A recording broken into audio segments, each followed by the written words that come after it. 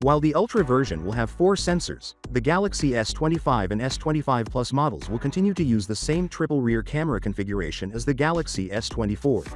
According to leaks, Samsung will improve 2 of the Galaxy S25 Ultra's 4 lenses while mainly maintaining the cameras on the less costly models.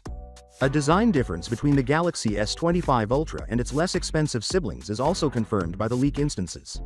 The Ultra will have sharper edges and a boxier design than the ordinary Plus models, which will have rounded corners.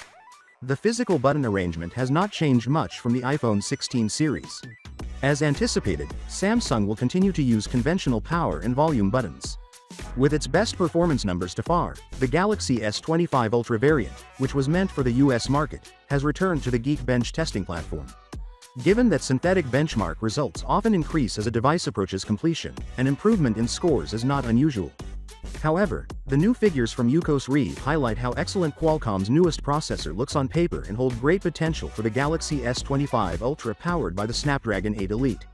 As you may remember, the US Galaxy S25 Ultra model SMS 938U was originally seen on Geekbench in September. Its peak single-core and multi-core scores were 3069 and 9080, respectively. However, some of its previous scores were far lower. Peak synthetic scores are now hitting 10,236 for multi-core and 3,148 for single-core. These figures are noteworthy both on their own and in comparison to the Galaxy S25 Plus benchmark results from today. The European S25 Plus edition, which is most likely powered by the as-yet unannounced Exynos 2500 processor, was tested earlier today.